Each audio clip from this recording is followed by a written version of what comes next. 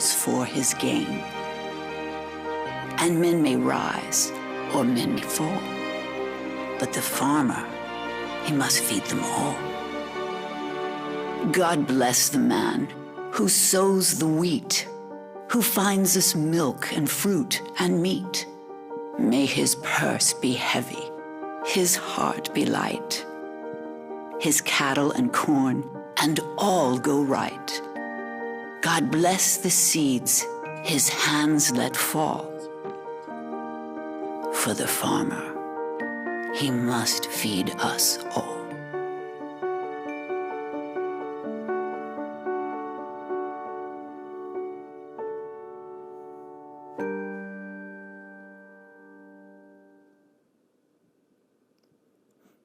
Yeah, and that's it. So hug a farmer if you know one. Yeah. Brandon, thank you. That was great. We have time for questions.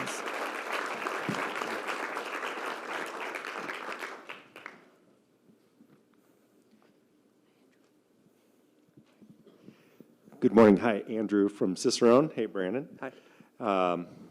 We're local. We are both from the Land O'Lakes. I'm not trying to be provocative right now, but issues such as climate change will impact farmers' front line, whether it's the crops that they have to plant or the insects that they may have to deal with, all sorts of different things. You brought it up in your last slides, Chinese tariffs and all this. Do you find that you as a brand are being brought into political discussions? Because as you know, rural America tends to vote red. And so oftentimes you could look at that on sort of a factual level, and of course we can always argue facts, but because I guess now there are alternative facts. Oftentimes they're not voting in their best interests. And so do you find that Land O'Lakes gets pulled in, even from a marketing perspective, into a political discussions simply because you need to lead your cooperatives and to try and have a point of view to say climate change is real, or the way we're handling trade agreements is not in our best interests, whether you want to or not? So I might even flip that a little bit and say, like, the way that we would be addressing some of those challenges is more through the products and the way we're trying to go to market. So there are some, and I can't really get too deep into it now, but like, we all know that, so when it comes to climate change, the biggest thing that we probably could affect is the methane. There's methane that comes from animal cow farts, is the language that gets thrown around. And there is some interesting research going on that could lead to, okay, let's get some feeds that maybe don't result in that to the same degree as others would. And so, like, I think our role is to sort of lead by example, right? To do the things that we know we should be doing anyway. When it comes to the political climate, like, let's put everything else aside and let's just say the U.S. decides tomorrow we're 100% zero emissions of everything. We only represent 15% of the world. So, or the U.S. does. So, is the political arena going to be the most effective to get any sort of meaningful change in that space done? I don't know. But yeah, I think based on the nature of our portfolio, that's where we need to really be tackling it the most. Back here. Question. Hey, Brandon, Adam with AdWallet. So wonderful presentation. I'm curious. My question is actually for the room. When you started, you really led us through a journey of Butter's Butter, whatever, Land O'Lakes, and there's 4 other brands, and one may be a penny less than the other at the grocery store today.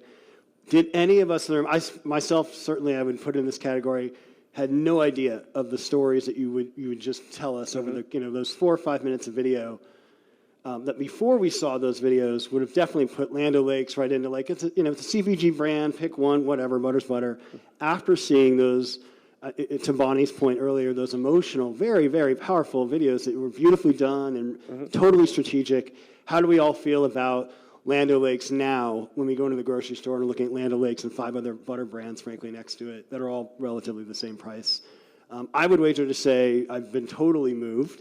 I will now look at Land O'Lakes very, very differently. And so my question is, as a CPG brand, technically, those things are suddenly what moved you from the commodity moment to, right, moved it from an emotional decision, from a commodity decision to an emotional decision. And does your marketing dollar reflect the ability to lean into those stories? Are you putting sort of a majority of your marketing dollar into those stories because once you have someone at that, the price fluctuations and why they decide Land O'Lakes over a million other butter brands change dramatically? Yeah, so ideally, of course, we'd have an extra 0 or 2 on the end of our marketing budgets, and then everybody would know these stories. Sure. As a cooperative, our first responsibility is to the farmer, right?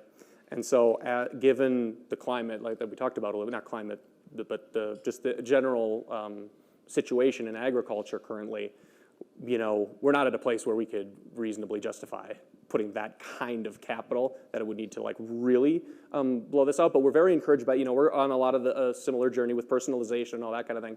And we think as, technology makes reaching right person, right place, right time, all that more and more efficient, you're trying to do it yourself. Yeah. There will be an opportunity, probably a better opportunity for us to get those in front of the people that it can be meaningful for, rather than just, I don't mean just, but rather than we're not going to have the upper eight-figure budgets. It's just not going to be a reality. So finding ways to do that is a huge priority. Brandon's going to be leading the table on this very question at the end of the morning. Brandon, that was fantastic. Thank you very much. Thank you. Thank you. We're going to take we want to ask one of our long-standing sponsors, Maverick, to come up, and if you could give him your attention for a few minutes. One of the things that we always thank our sponsors for at our events is that they support the independence and the integrity of what we do here on stage. As you'll notice, our 3 hours every morning of content on stage is all marketers talking to marketers. We don't do pay-to-play here at Media Post.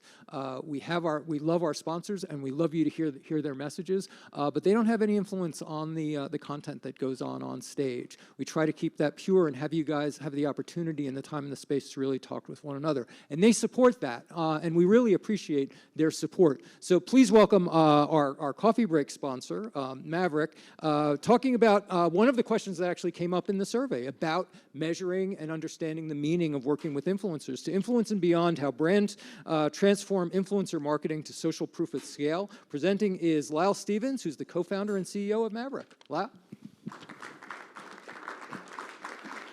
Thanks, Steve.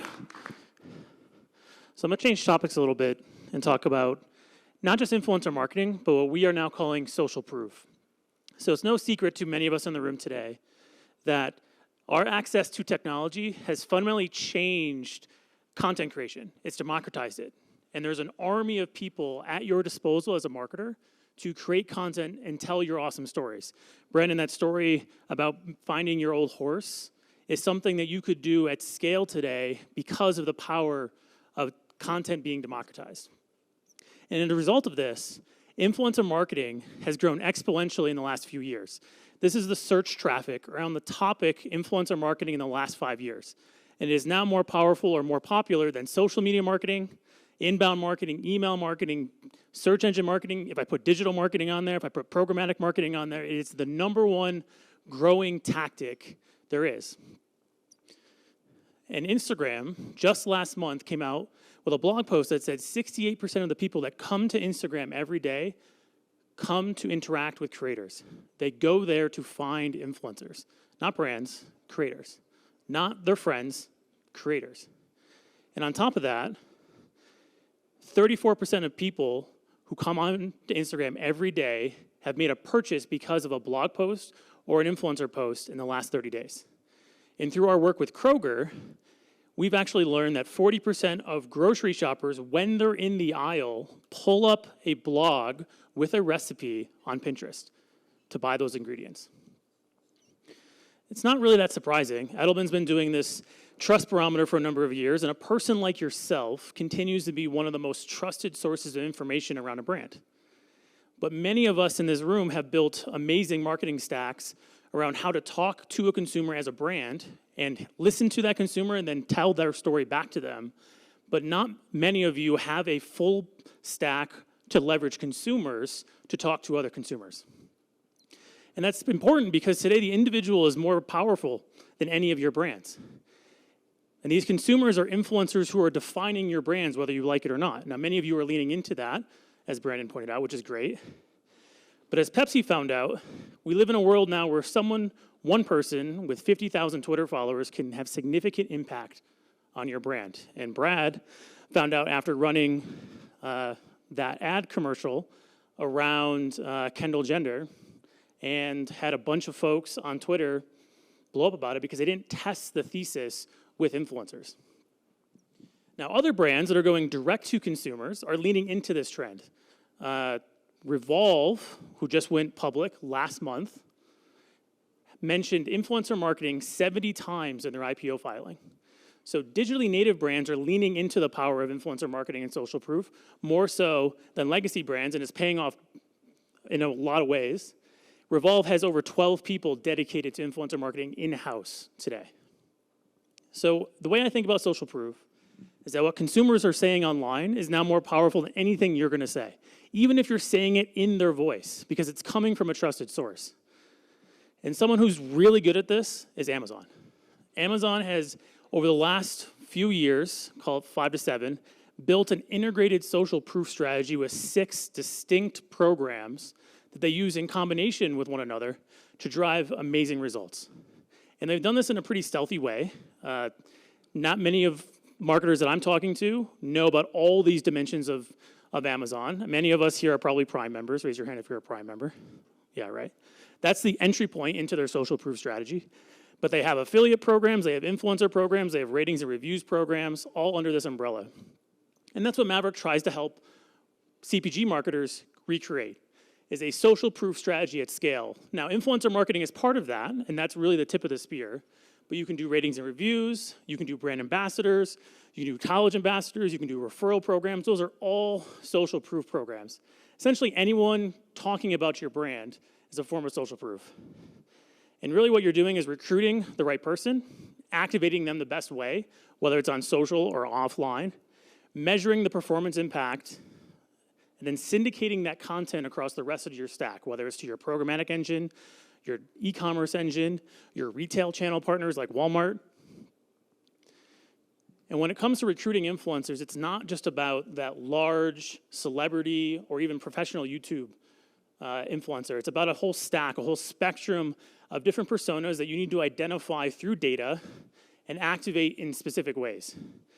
So with Maverick, you can create that beautiful blog content, photo content, video content, but you can also run ratings, reviews, and referral programs with the middle of this spectrum. You can also do research. So before you launch that next campaign, do a digital focus group with influencers, see how it's going to react before you actually invest all that money behind it. We've worked with a number of CPG brands. One of the most prevalent is actually our work with Kroger and their performance marketing team. So over the course of the last year, we've activated over 10,000 influencers across 300 programs, many for folks in this room, Pepsi, Campbell's, Hershey's, just to name a few. And we've learned a lot about how to actually tweak influencer marketing at scale so that it works. And we've done some brand lift studies, one with Kraft Heinz, where we actually did a control and exposed methodology around folks that were actually exposed to Instagram content and how did it actually drive results for Kraft. So it certainly helped with unaided recall, but it also drove favorability and intent through the roof through folks that weren't buying Kraft in the last 30 days. And we took it even further with a hair care brand based in Cincinnati. I can't put their name on this because the results are too good. Where they activated over 1,800 influencers across 3 DMAs. They wanted to drive a 3% offline sales lift, and they drove a 10% offline sales lift just by having many spectrum influencers talking about the power of using your shampoo and your conditioner together, the same brand. We've also seen chocolate brands repurpose influencer content on their e-commerce site and drive e-commerce rates, conversion rates, up by 30%, just because the photo of their product is from an influencer, not from their creative agency. And in this case, this brand reduced their spend on creative, put it more into influencer, and then they put that content into their programmatic engine, and they saw their ROAS more than double in 6 months. We've also seen social proof work for paint. So if you're looking for ratings and reviews, you can syndicate those ratings and reviews, in this case, over 1,800 reviews over 6 months, to Lowe's and Home Depot, in this case, and they saw a 38% increase in retail sales because of that social proof. So if you're here today, tomorrow, I'd love to talk about how you're thinking about social proof in your brand, because I do believe the brands of the future need to lean into consumer-to-consumer social proof, not just your programmatic ad stack to talk to the brand or to consumers directly. Thank you. All right. Lyle, thank you very much. That's a repeat performance from last year, too. Well, not the same content, but, you did the same spot last year. Thanks for coming back. As we mentioned before, we're going to break now for a quick 20-minute coffee and networking break, also sponsored by Lyle and Zach from Maverick. Where's Zach? Right here. A colleague of Lyle's as well. So if you have questions on this great stuff, get with these guys here at the coffee break, and they'll tell you more about it. Also, during the break, if you want to just make sure that you're doing the activities that you've got planned for the afternoon. We've got some great things planned. Just make sure you're sure about what you're doing. If you have any cancellations or anything, see Julie, because after this break, we're going to try and solidify everything up so we know exactly what we're doing with shuttles and schedules and things like that. We have a great afternoon planned and a wonderful evening tonight with dinner and cocktails on the lake at the famous Garwoods Pier. It's an amazing, amazing view. We've got speedboats we've got an old antique speedboat that we've rented that will be taking groups of 18 or 20 out to the middle of the lake for a quick jaunt just to get the view, take in the view. You'll have a drink in your hand. It'll be great. And so we'll be doing laps during the coffee break tonight. But I'll tell you more about that later. Let's take about 20 minutes now to just network a little bit and see Julie if you have any questions about what to do this afternoon. All right. Again, thanks to Lyle and Maverick. Big hand.